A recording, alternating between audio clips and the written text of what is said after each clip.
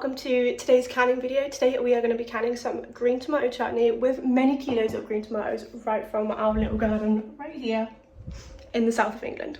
Now, canning itself is not very popular here in the UK. You get the odd person doing their jams and chutneys, but food preservation in itself is far more popular in other countries, including the States. Here is just some of the green tomatoes that we've got going on. There is probably a good few kilos here, and we're going to try and can them up.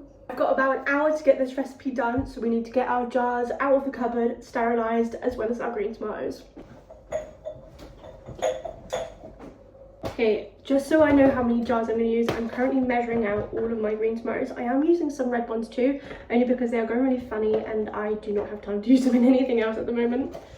I'm currently on 1.7 kilos. The original recipe, which is from Nettles and Petals, makes around 7 of these 250ml jars from Kilner. Today I'm going to be using one of those, and the majority are going to be around the 500ml pint size from Kilner. So I think I might double this recipe because I have got a lot. Okay, that is 2 kilos of tomatoes there.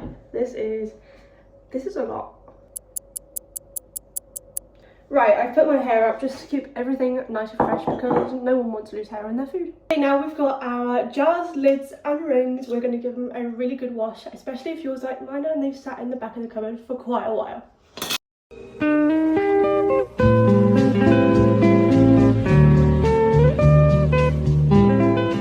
Now we have washed up all of our jars. You may notice here that I do have a lot of different size jars. These ones here are my favourite, but I've actually only got about 3 left, which are all here.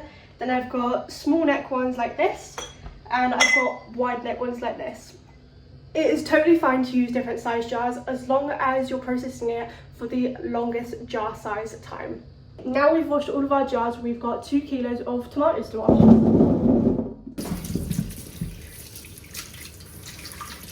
Our jars are washed and our tomatoes are washed. I'm going to get my big stock pot, also known as a water bath canner, out. It's so large it takes quite a while, so while this is cooking and they're all chopping, I can get that started. If you haven't adventured into canning before, a water bath canner is essentially something like this. It is a stock pot big enough to make sure you can fit all of your jars in, with room being at the top. Here in the UK, I think I got mine here for about £15 or £20 from Asda. It's also really good to have a little rack at the bottom of your canner, or even a tea towel like this if you don't have one of these. Something like this or a tea towel stops your jars overheating from the heat of the bottom of the canner and cracking, which we don't want to happen. We're filled up. Right, now this is filled, I'm going to leave it on the biggest burner on our stove. I'm not going to turn it on just yet, but I will very soon.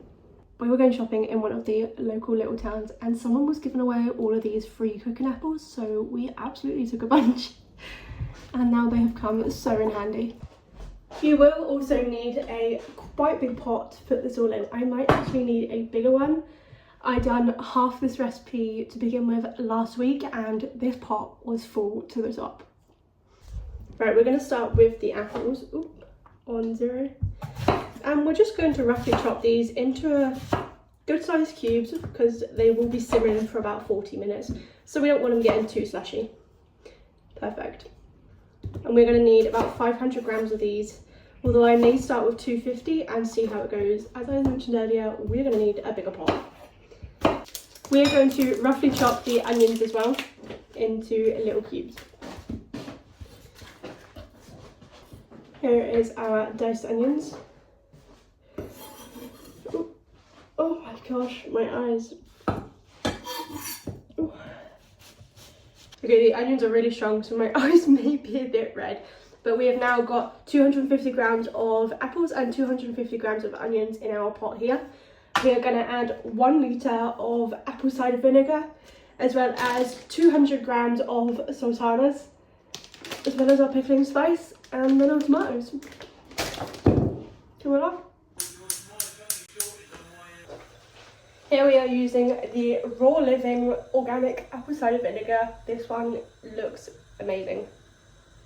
So if I can open it, pour it right in the pot. Oh, strong. Okay, now that our apple cider, onions and apples are simmering on the stove over there, we're going to get on to quartering our green tomatoes. There is no time frame for this really, just chop them up, quarter them, which is what I like to do, add them to the pot, as well as your sultanas, and 3 teaspoons of pickling spice. Mine is just from Sainsbury's here if you're in the UK, but I'm sure you can get it in any big supermarket. And we'll set a timer for 40 minutes and let it boil.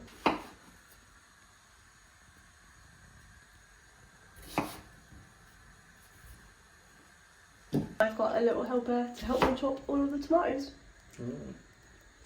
Because they're so big. Yeah, but like.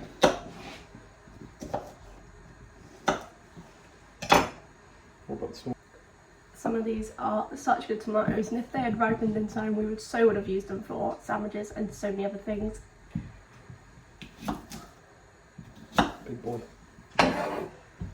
Okay, we've now got a kilo of green tomatoes with a few red ones in there that really need using up, so we're going to pour these straight in our apple cider vinegar mixture.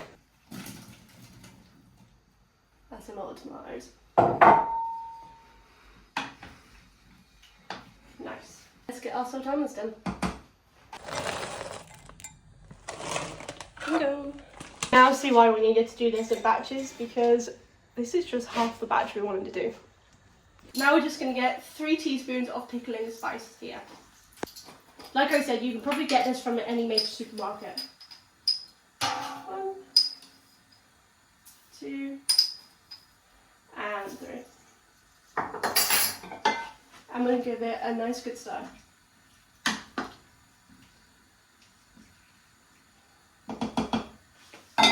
Okay, now that everything is in our pot, we're going to let it simmer for about 40 minutes to an hour until it becomes a thicker consistency.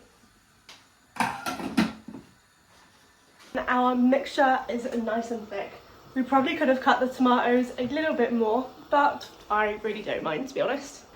Right, here's all of our clean jars. We're going to bring our chutney mixture over and get these jars filled. I kept my jars upside down on a towel just to keep them very clean and make sure no dust or debris gets inside. Then I have placed a small metal funnel on top of my jars to make sure we get everything nicely packed into the jar, and to avoid any spillages on the rims. If your chutney is a bit chunkier like mine, you might need to pat it in or give it a little shake. It's really important to wipe the rims of your jars, as this can stop your jars from sealing. This can be done with some white vinegar on a paper towel or a warm cloth.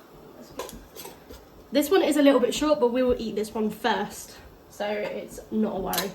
Otherwise, you want to leave around 1 inch headspace from the top, which should be around the neck of the jar here. We also want to make sure we put our rings on our jars fingertip tight, so we don't create a false seal. Right, let's get them in the canner. Right, we're going to fill our water bath canner with our chutney, get it to a rolling boil and set it for about 20 minutes.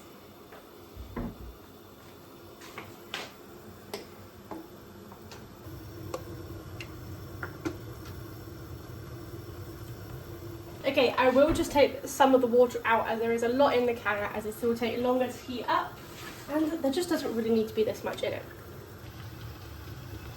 Our canner is now finished. We're going to turn the heat off, let the steam out for a second. You are going to need some sort of jar lifter like the one I have in this video here. And we're going to carefully lift the jars out of the water, leaving them on the tea towel on the side, just like I have here.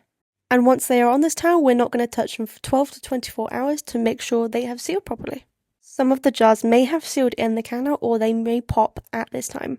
Okay, now we're going to leave these, like I said, for 12 to 24 hours. We'll check them tomorrow, take the rings off, give them a bit of wash, and make sure they've sealed. Here is me checking on the jars the next morning. Don't worry about the white powder on top of the jars. This is just water residue. We are going to make sure our seals are down by tapping them and visually looking, taking our rings off and giving them a lift by the lid itself, not holding the jar. If the seal is secure, it will not come off, just like this. And that is it. That is how you make your own homemade chutney and preserve it. So if you want to see more canning recipes just like this, give me a comment and follow along.